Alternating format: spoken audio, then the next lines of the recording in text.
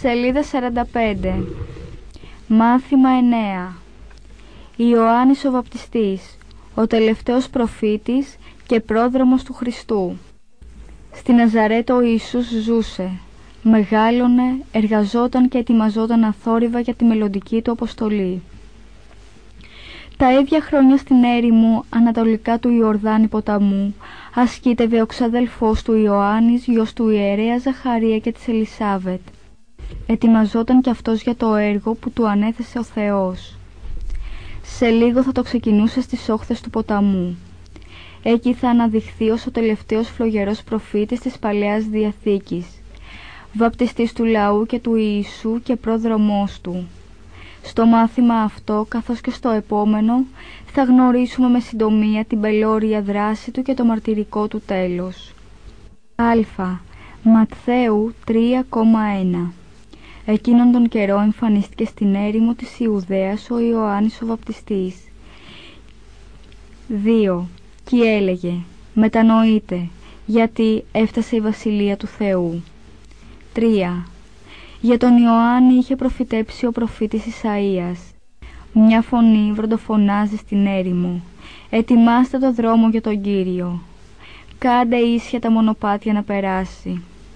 Ισαΐας 40,3. 4. Ο Ιωάννης φορούσε ρούχο από τρίχες καμήλες και ζώνη δερμάτινη στη μέση του. Η τροφή του ήταν ακρίδες και μέλι από αγριομέλισσες. 5. Σε αυτόν τον άνθρωπο πήγαινε τότε όλος ο κόσμος από τα Ιεροσόλυμα και από όλη την Ιουδαία και από όλη την περιοχή του Ιορδάνη. 6. Έρχονταν και τους βάπτιζε στον Ιορδάνη ποταμό, καθώς ομολογούσαν τις αμαρτίες τους. 7.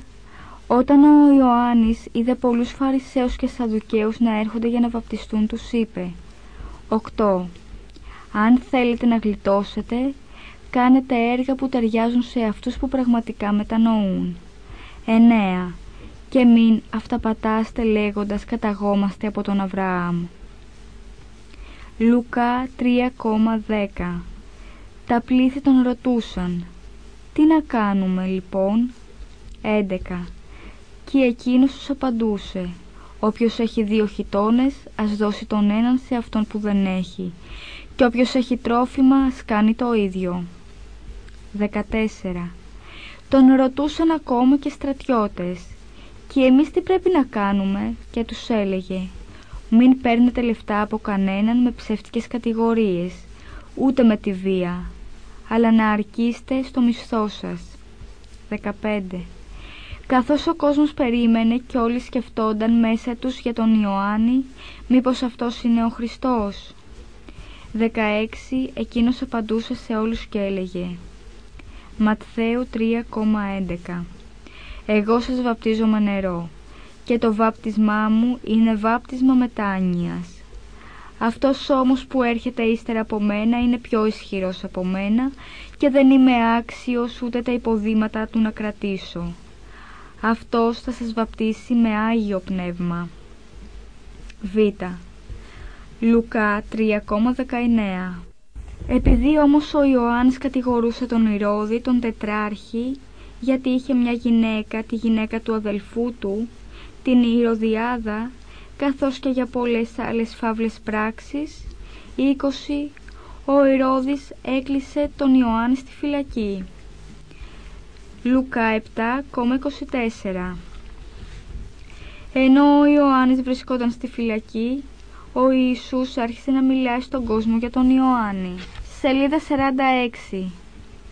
28. Σας βεβαιώνω πως μάνα δεν γέννησε ως τώρα προφήτη πιο μεγάλο από τον Ιωάννη τον Βαπτιστή.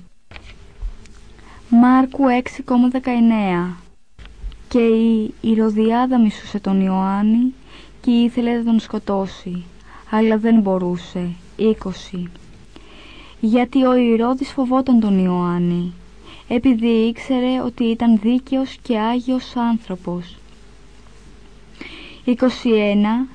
Η Ηρωδιάδα τελικά βρήκε την ευκαιρία όταν ο Ηρώδης για τα γενέθλιά του κάλεσε σε δείπνο τους πολιτικούς και στρατιωτικούς άρχοντες και τους επίσημους της Γαλιλαίας.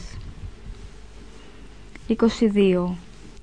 Τότε μπήκε η θυγατέρα της Ηρωδιάδας και χόρεψε. Τόσο άρεσε στον Ηρώδη και στους καλεσμένους που ο βασιλιάς είπε στο κορίτσι: «Ζήτησέ μου ό,τι θέλεις και θα σου το δώσω». 23. Της έκανε μάλιστα και όρκο: «Οτιδήποτε μου ζητήσεις θα σου το δώσω, μέχρι και το μισό μου βασίλειο». 24. Πήγε τότε και είπε στη μητέρα της: «Τι να ζητήσω?» Και εκείνη της απάντησε: «Το κεφάλι του Ιωάννη του Βαπτιστή». 25. Ήρθε αμέσως βιαστικά στο βασιλιά και του ζήτησε: «Θέλω τώρα αμέσως να μου δώσεις το κεφάλι του Ιωάννη του Βαπτιστή μέσα σε ένα πιάτο». 26. Ο βασιλιάς λυπήθηκε, εξαιτίας όμως του όρκου που είχε δώσει μπροστά στους καλεσμένους, δεν ήθελε να της το αρνηθεί. 27. Έτσι έστειλε αμέσως ο βασιλιάς ένα στρατιώτη της φρουράς με τη διαταγή να φέρει το κεφάλι του Ιωάννη. 28. Εκείνος πήγε και τον αποφυλάκησε στη φυλακή. Έφερε το κεφάλι του σε ένα πιάτο και το έδωσε στο κορίτσι, και το κορίτσι το έδωσε στη μητέρα του. Ματθαίου 14,12. Πήγαν τότε οι μαθητές του Ιωάννη και σήκωσαν το σώμα και το έθαψαν, και ύστερα πήγαν και το ανήγγυλαν στον Ιησού. Ερμηνευτικά. 1. Πρόκειται για τη μεγάλη έρημο στην Περσία, βορειοανατολικά της Νεκρής Θάλασσας και ανατολικά του Ιορδάνη. 2. Ιωάννης σημαίνει Θεόδωρος ή Θεοχάρης. Τον ονόμασαν έτσι διότι οι γονείς του για πολλά χρόνια άτεκνοι θεώρησαν τη γέννησή του ως δώρο και χάρη από τον Θεό, ύστερα από θερμές και επίμονες προσευχές τους. 3. Αυτό το μετανοείτε επιγραμματικά σημαίνει αλλάξτε τρόπο σκέψης και ζωής. 4. Οι ακρίδες είναι τα γνωστά έντομα που αυθονούσαν τότε εκεί. Σύμφωνα με άλλη ερμηνεία, πρόκειται για τα άκρα φαγώσιμων φυτών, δηλαδή για τα τρυφερά βλαστάρια, τις κορφές τους. 5. Ομολογούσαν τις αμαρτίες τους, καθώς ήταν μέσα στα νερά του Ιορδάνη. 6. Πρόκειται για τον Ηρώδη Αντίπα, γιο του Μεγάλου Ηρώδη.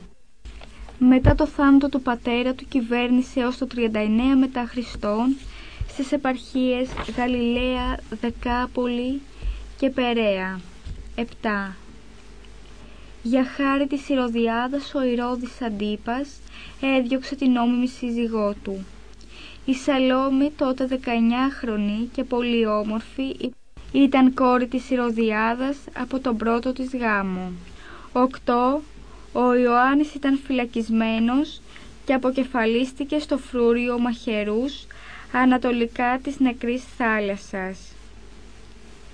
Σύμφωνα με μια παράδοση, οι μαθητές του έθαψαν το σώμα του κάπου στη Σαμάρια. Σελίδα 47. Επεξεργασία. 1. Υπογραμμίστε στο κείμενο Α τι έλεγε και τι έπρατε ο Ιωάννης προετοιμάζοντας τους Ιουδαίους για τον ερχομό του Μεσσία. 2.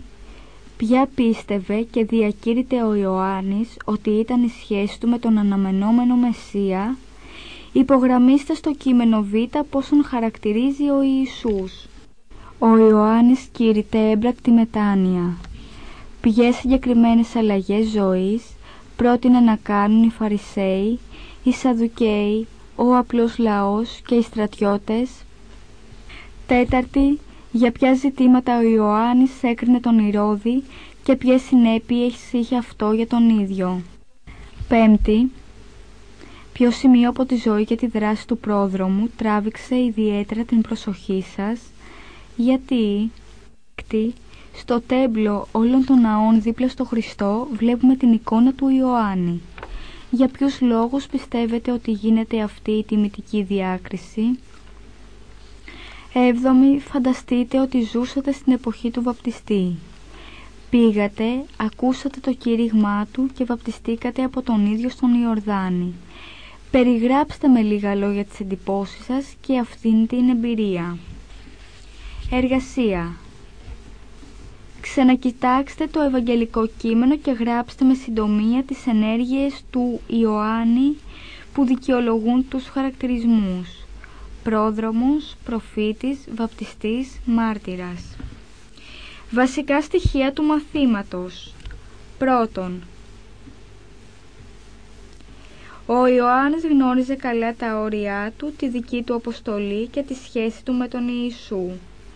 Δεύτερον, το κήρυγμά του με λίγα λόγια ήταν: επιστρέψτε στον Θεό, αρχίστε νέα ζωή, ετοιμαστείτε. Τρίτον, με την προφητική του παρουσία και δράση του προετοίμασε ουσιαστικά τους ανθρώπους να προσέξουν το πρόσωπο και το έργο του Χριστού. Τέταρτον, όσοι μελετούν τον Ιωάννη θυμούνται τον μεγάλο έπαινο που έκανε γι' αυτόν ο Ιησούς.